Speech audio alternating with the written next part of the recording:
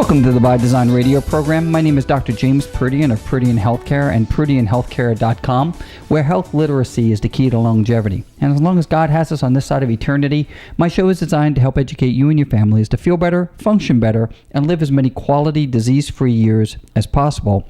Well, thanks for joining me this week. I hope everybody had a blessed week and enjoying the summer. And as we wind down our summer, we're going to start a new topic today. Before I get into that, I just want to do a little bit of house cleaning. A lot of you guys out there have been sending me some wonderful emails and been participating on our social media page, and I thank you for it. drproodian.com is my blog site. I blog every Wednesday, and that's part of my Wellness at Work campaign. Wellness at Work is my public speaking company, and it provides a lot of free resources to local businesses and companies.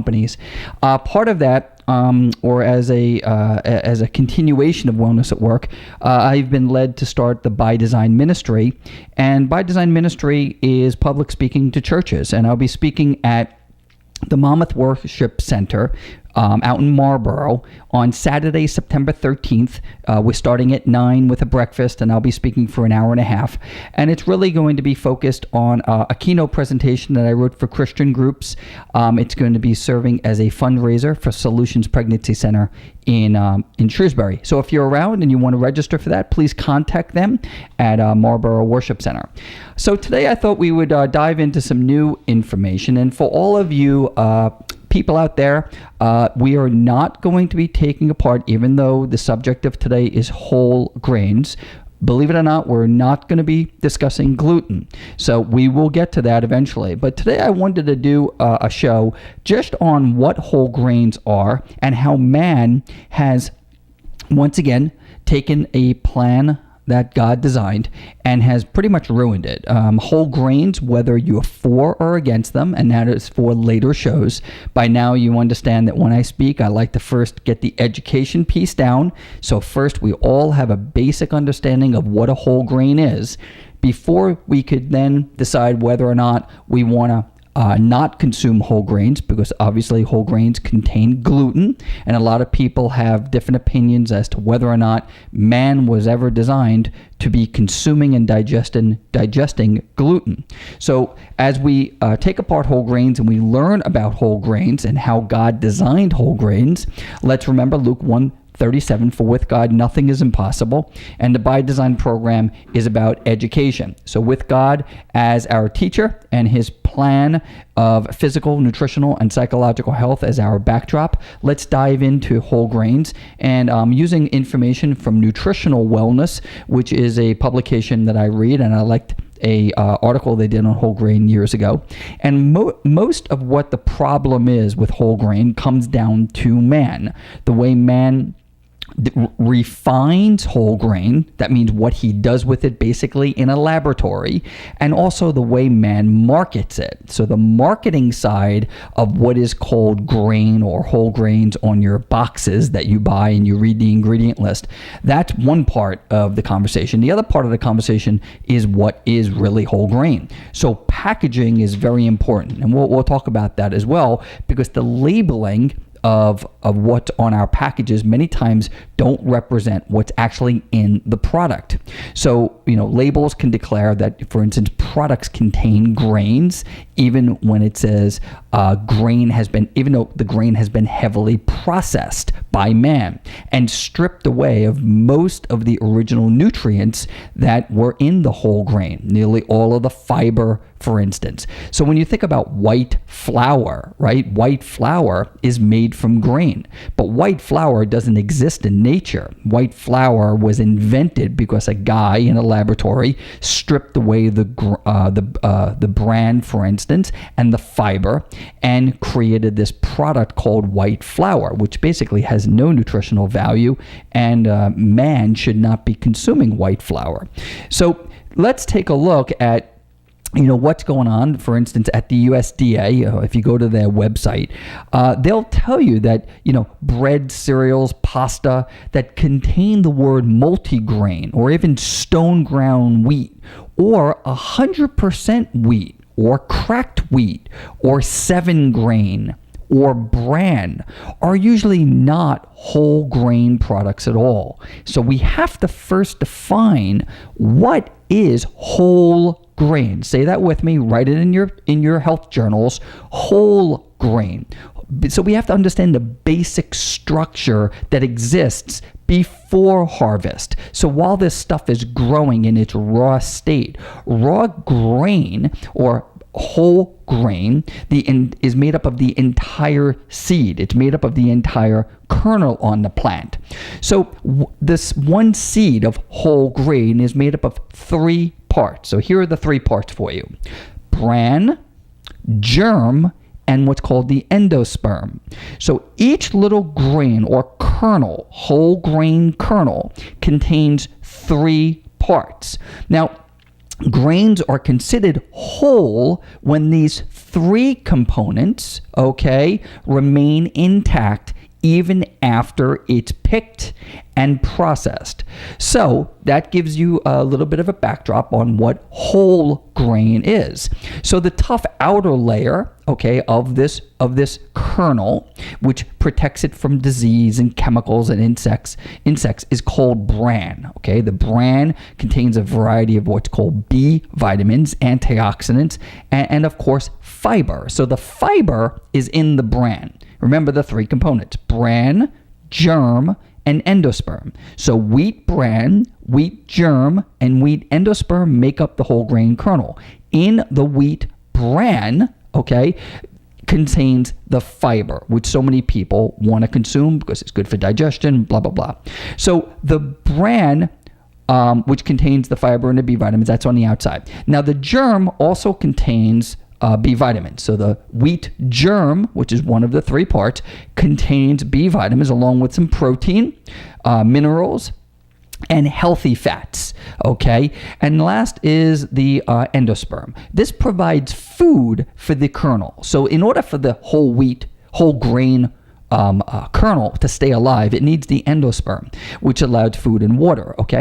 This is also the largest part of the whole grain kernel.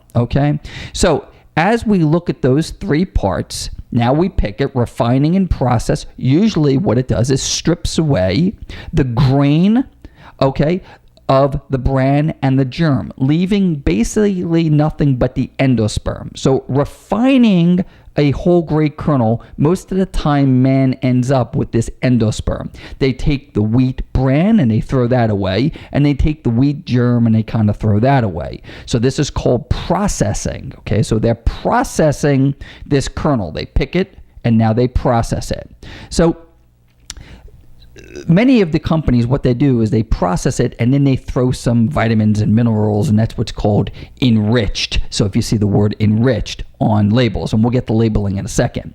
So after they've done all their processing, they cracked it, they split it, they stone ground it, they mill it, and what they write is they claim, these food manufacturers, they claim that it contains whole grain. Now the problem here is if they say whole grain and they've stripped it from the bran and the germ and they've processed this, you want to make sure that if you do eat whole grain kernels, you want to be getting the whole grain kernel, right? So a common misconception about unrefined whole grains is that they taste bland or gritty. In fact, that's not true. Whole grains are usually neither dry nor gritty because they're combined with other ingredients that make them moist. So what I'm getting at is whole grain, if you eat this type of food, if you eat whole grains, you want to be making sure you're getting the whole grain kernel in your food. That man is not stripping out the good stuff, basically the bran, the fiber, and the wheat germ. Makes sense, right? I mean, God created this product, and if you choose to eat it, again, I'm not going to get into whether or not we should be eating whole grain, because that's for another show. We'll talk about gluten down the road, because gluten is contained in whole grain products. Gluten is part of this structure. And for many people who have gluten sensitivities, or let's say celiac disease, they cannot eat whole grain. Okay, so they have to avoid this product.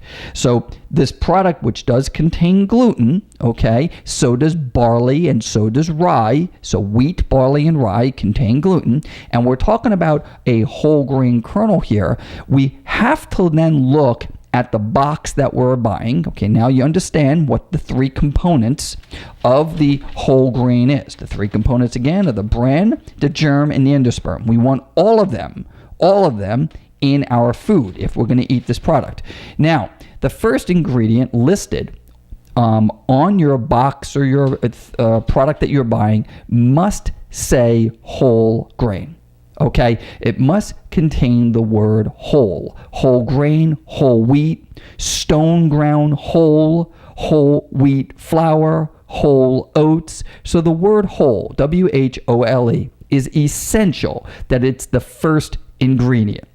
It's pretty much safe to assume that the product is predominantly whole grain, containing all the parts of the grain if the word whole appears. Now, if the word whole doesn't appear until the second ingredient on the list, the product may contain as little, I should say, as 1% of the or as much as 49% of the whole grain. So let's do that again. If whole doesn't appear until the second ingredient, the food manufacturers under the law have the right to put between 1 and 49% of whole grain in that product.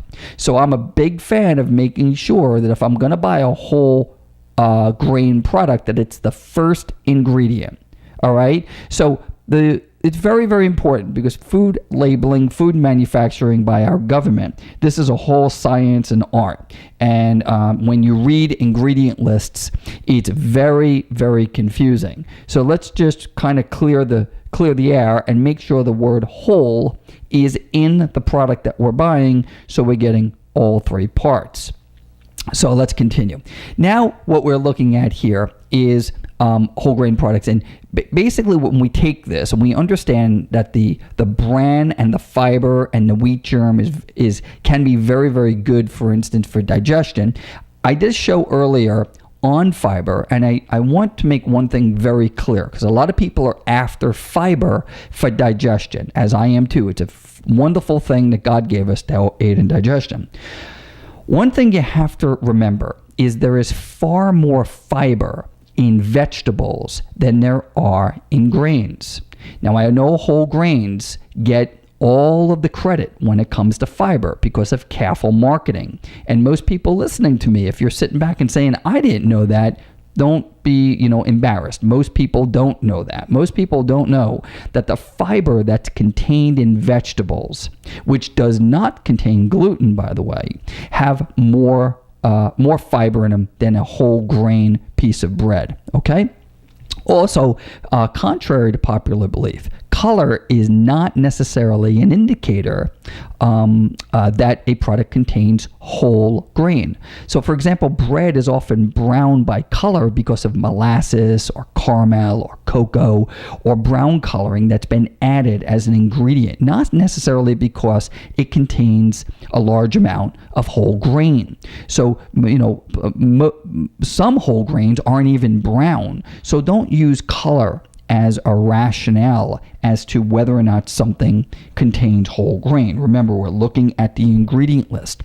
And you've heard me by now, I'm a big fan of shopping and preparing our own foods. So many times when you go to a restaurant, right, you don't know what you're getting. The safe thing to do when you're ordering a sandwich or you're ordering something that you know is going to contain bread, I'm a big fan of putting it on field grains. So I'd rather take, let's say I'm going to have turkey or I'm going to have something that's inside of a sandwich, and instead of allowing the restaurant or wherever I am determine what kind of bread I'm going to have, I'd rather just put it on my field greens. I'd rather just have a base of greens than I would using what bread that they're serving, because I can almost guarantee you they're not buying bread with whole grain as their first ingredient.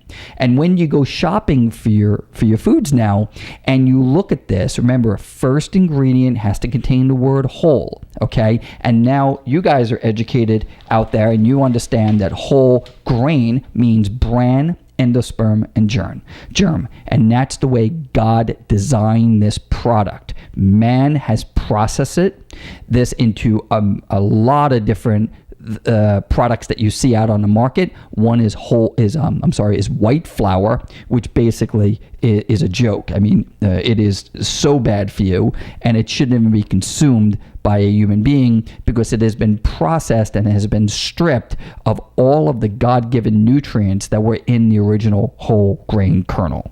So we look at whole grains as a source of carbohydrates for energy, B vitamins, again, for energy. They do contain a little bit of protein, and obviously fiber for digestion. Again, this show is not about whether or not we should or should not eat them, because there is a school of thought in nutrition that whole grains should not be consumed, and we'll get into that in later shows. So I hope you learned something today about whole grains, and you've been listening to me, Dr. James Proodian of the By Design radio program, and thanks for joining me this week for this episode. I pray you have a blessed week. If you have any questions for me, please submit them at ProodianHealthcare.com. And again, if you'd like to come see me speak, Saturday, September 13th at Monmouth Worship Center, from 9 until noon, we'll be having a By Design Ministry program. God bless you and have a great week.